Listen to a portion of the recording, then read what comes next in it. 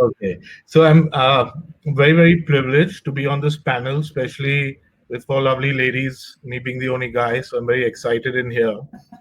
I'll give you a little perspective of how we panned out through this pandemic. The lockdown was brought on us very suddenly, where all of us had to stay at home suddenly one day. On Sunday, our Prime Minister said no one goes to work and no, everyone stays at home. So we did not have time to take computers, reports, papers, anything. There was nothing. We suddenly had to move our large organization, which is about 450 people, and we had to get them to work from home. And we're not as well oriented to work from home because we've never had to do enough of that. So we at Edwise, we decided, okay, let's start building up. So the first few weeks was trying to get people to work from home, figure out whether they're using laptops, desktops, iPads, working out of their cell. So that was a challenge. Now that's what we had to deal with, but at the same time deal with what's more important is the concerns of our students and the concerns of our partners. The only thing I knew is that nobody knows anything. That was the only constant. You cannot ask anybody. You cannot get a single answer. There's no sense wasting time asking, because nobody knew what to say. So within the first week, I went on a live webinar on Facebook, Instagram, addressing typically all my students and all my staff. And I just told them, relax, breathe, wait for information, hold on, hang on. You keep processing, don't fall off, don't give up hope, keep applying, keep investigating, keep in touch. And that's what I kept as my, I would say, mantra throughout this pandemic. Keep in touch, keep the student engaged, keep the institution engaged. We have been working as much as we can hand in hand and sharing information as it keeps coming along. When it comes to the Canada perspective, I'm extremely happy at the quick response on institutions to move certain programs online in May, and also on the part of the IRCC to give a clarity on the permission to work, do 50% of the program online as well as not affecting the post-study rights. It was fantastic. It's before, like, it was almost before anyone asked that question, there was an answer. So I And really love that. was that very significant? Because I must say, even just seeing our web traffic, there was the number of people reading that news story when it was announced was huge. So I would imagine it's hugely significant for you. It was. Now okay, there was a little bit of a caveat out there that students who already had a visa could only start, but there were students in the country. And an interesting statistic is that we had 20% of our students who had visas commence in May. And I have validated that with at least one institution's data as to how much of their intake came online. Now, if you take 20% and you understand that not all programs, all institutions had everything online, I felt that was good. I thought I would hit 10%. And this was without persuasion. This was without figuring out what is the meaning of online. So that has been a good learning. Uh, we've also kept students engaged by doing fairs like Maria has in from Colombia, and we've modeled them apart from being generic fairs to subject-specific fairs, destination-specific fairs.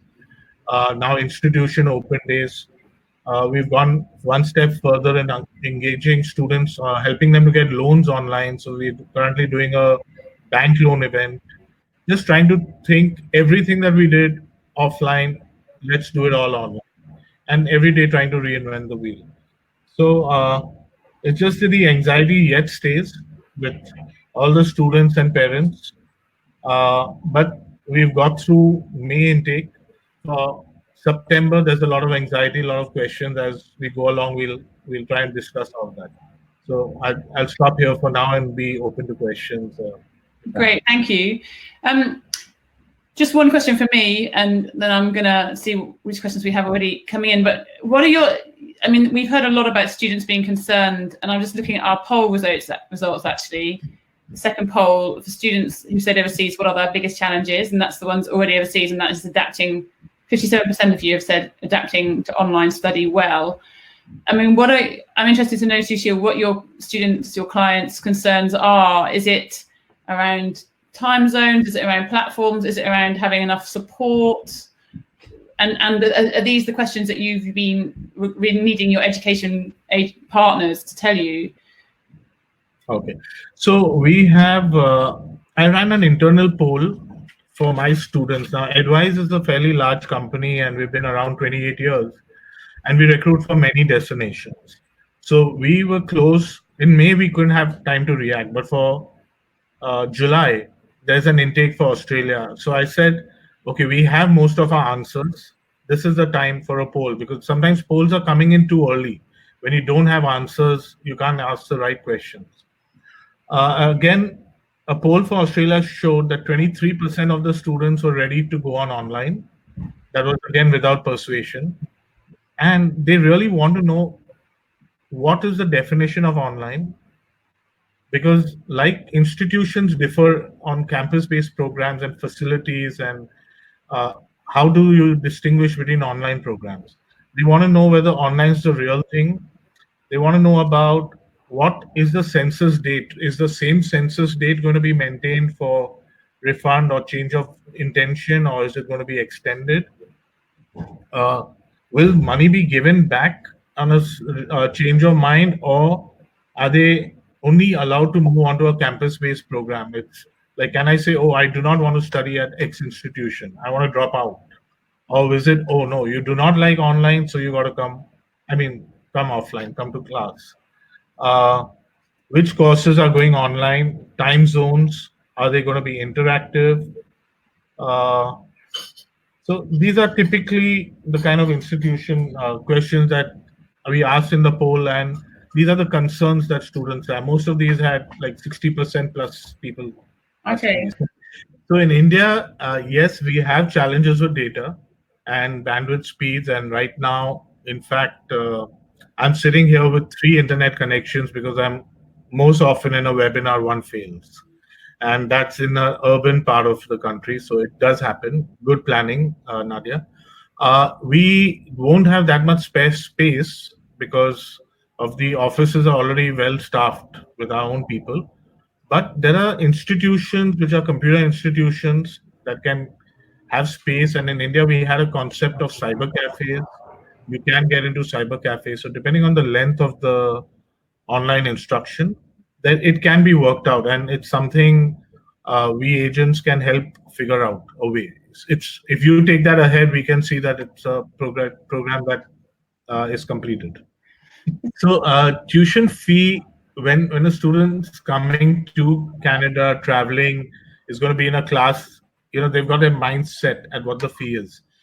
Will they expect it to be cheaper at home? But that's not only for Canada. They expect it to be cheaper everywhere, and that happened. So in India, schools had to go online, and a lot of parents in schools in India asked for it to be reduced. Interestingly, the Supreme Court, which is the largest court in the country, has passed an order that school tuition will remain the same if it's online or not, which is quite a landmark judgment, because they felt that sometimes people had to work more to suddenly make their programs online, which is what Nadia and Katz must have had to face over the last 2 months or 3 months. And so that's interesting perspective of the government of India. There's another perspective that I have had with some of the institutions that I've interacted with, that if you online should be the same as local pricing, because how does it change whether the person is international or staying in Canada or staying anywhere else? So, and students also want to compare online versus the fee of online versus other online programs available in India.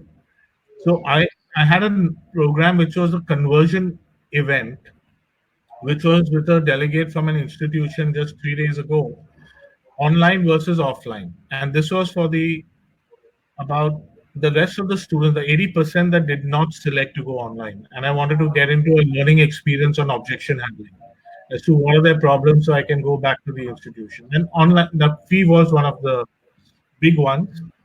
But I think in Canada, if we talk from the Canada perspective, we can yet get away because the fees are the most reasonable when it comes to international education. But some of the institutions, it's very high.